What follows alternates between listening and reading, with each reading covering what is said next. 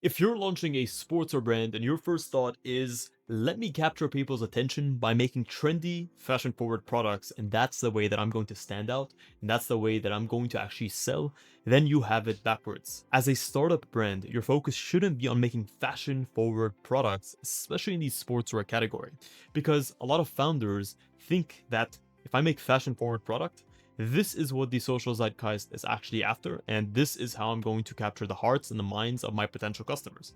Fashion forward pieces may feel more interesting, more elevated, and less basic, but if you look at the majority of brands out there that are following the same formula of fashion forward is the easiest way to lose your identity and to look like just another Shein or Temu or any other sort of large scale company that is pumping out product in mass that is meant to be quote unquote fashion forward. So if you're early and you have the budget of an early brand, you cannot compete with the quality and the level of some of the larger brands that are able to do more fashion forward product. And what ends up happening is you just create a toned down, tamed version of that fashion forward product that distracts from who you actually are and what makes you unique, makes you look more cookie cutter, and gives customers a watered down version of what they can already get anywhere else. So, on today's episode, we're going to be looking at why you, as a startup sportswear brand, should consider the essentials first before going for the more fashion forward elements,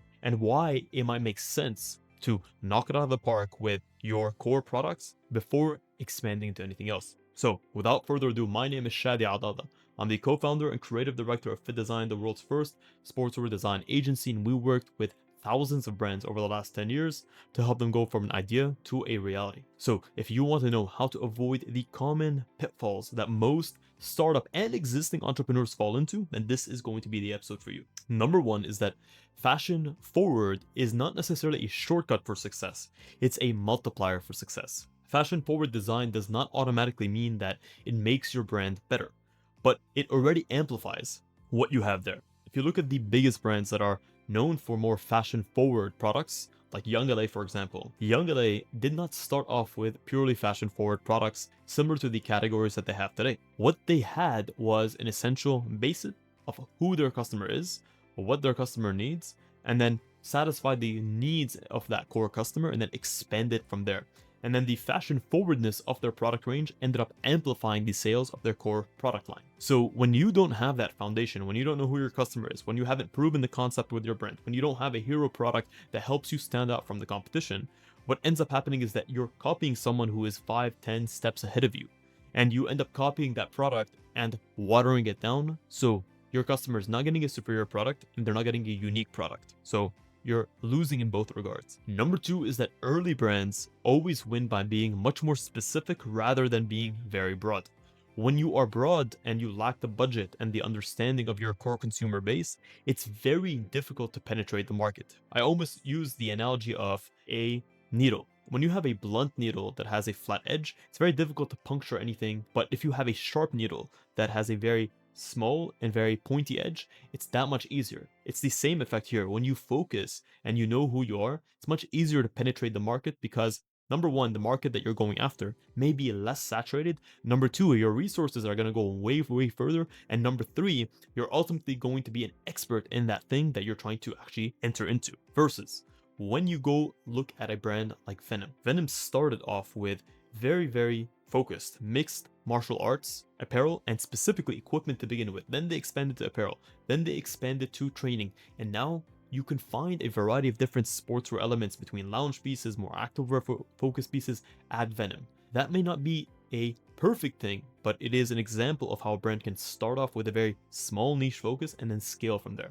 Number three, when you are going after more fashion forward products, you're making the major mistake of copying the surface, not the engine. So what does this mean? When you look at the brands that are crushing it, that are doing exceptionally well, and you see oversized silhouettes, for example, 2026, washed fabrics, cropped shapes, unusual cut lines, graphics, and then you look at the success of that, you immediately think to yourself, I just need to copy what they have and I'm going to get the same level of success without understanding the rationale behind why they took those decisions. So those are the surface elements. You don't understand the real engine underneath. Who is the customer? What category does that product belong to, and how does it play into their larger overall structure? Brands that use some of these more fashion forward products may be using those products to maybe upsell customers, increase AOV. It may be a way to actually get customers in through the door on an initial order, and then to get them to some of their more expensive or more focused products. Without understanding the core strategy underneath, you're just copying a surface level attempt. So you can be trendy, but you'll be unclear. You can be unique, but you'll still have a product that's hard to buy. And you can be creative, yet you can be going after the wrong customer with your creativity. Number 4 is that sportswear, despite popular belief, still needs to have a functional anchor. At the end of the day, when customers are buying sportswear, they expect that sportswear to perform. They expect it to stretch. They expect it to have movement. They expect it to actually perform like a piece of sports apparel. So if customers are looking at more fashion forward products and asking themselves, can I really train in this? How can I move in this? Does this actually fit my lifestyle and what I like to do? Does this make sense for how I actually dress on a day-to-day basis? If the fashion element is overpowering the actual sportswear piece, customers are going to feel detached from the roots. Even if you look at a brand like Young LA to this day, when they put out denim products, they put out woven products, they still have their core sportswear line in their base that gives the foundation for customers that want something that's more performance oriented. You can have a women's set that is interesting, that looks unique, that looks different, that looks fashion forward, but if a customer feels exposed, if they can't move around in the product, if they feel uncomfortable in what it is that they're wearing, it's going to discredit the rest of your range. Number 5 is that ultimately the customer needs to know how your product is going to fit into their lifestyle. One of the biggest reasons why sportswear brands fail to make that jump into more fashion forward products is that a customer may look at this new product and think to themselves, how does this fit into my lifestyle? Is this for the gym? Is this for going out? Is this for the office? Is this for something that's more performance oriented? Is this for something that is going to be more upscale? Is this too much, for example? And that confusion of who and what the end goal of that product is absolutely kills sales. Now, I use Young LA time and time again as an example, but they're a great an example for a brand that started off in the fitness space and then scaled to something that feels socially relevant and that creates products that are on brand, but at the same time comfortable, functional, and very fashion forward at the same time. So your positioning should be fitness led, but with a fashion background. It shouldn't be the other way around. Number 6 is that also bigger brands can take the risk of going into more fashion forward products, but even for them, the risk still exists. If they stray too far into one dimension or direction, this is going to find them in a difficult position. A brand like Gymshark is probably the biggest and the greatest in the industry when it comes to this, but even they have fallen victim to going to more fashion forward items that have distracted customers from the actual main focus. So they have a massive audience, they have established product trust, they have strong recognition, a community identity, and they had years of repetition in the market, yet still they found themselves in the early 2020s needing to go back to the "we do gym" mantra in order to show customers that they hadn't fallen out of touch with their performance and their gym roots.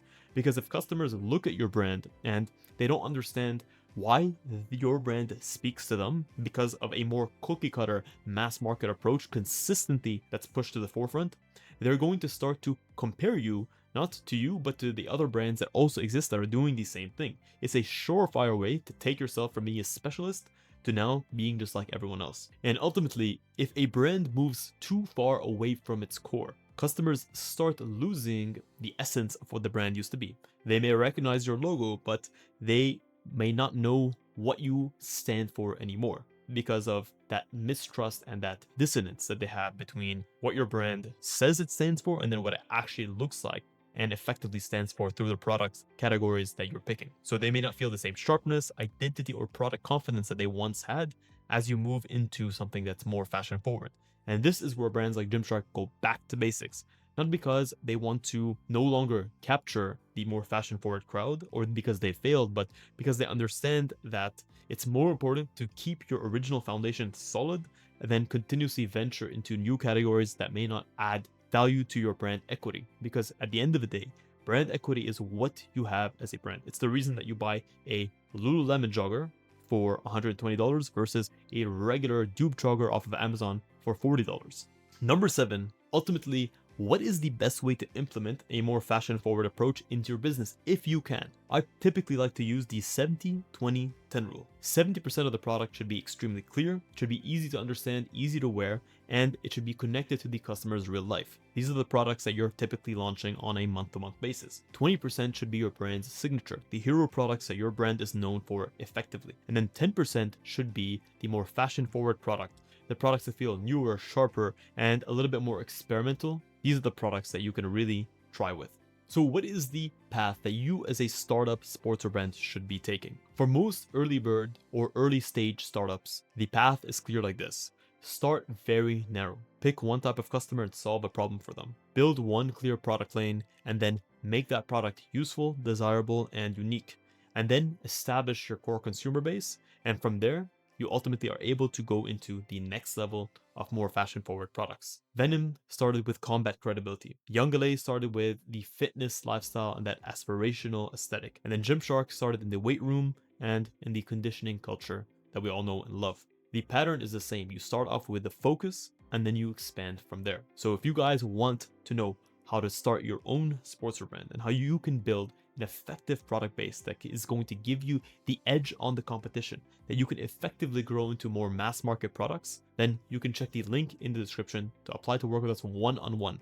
And we will get back to you within literally 5 minutes of your request with a clear production roadmap on how we can help you take your idea from a vision to a physical product in under 30 days, what it's going to take in terms of time and budget, and how you can crush it in the sportswear business. Guys, I say this from the very bottom of my heart. Thank you so much for tuning into this episode of FittDesign TV. Until next week's episode, stay awesome.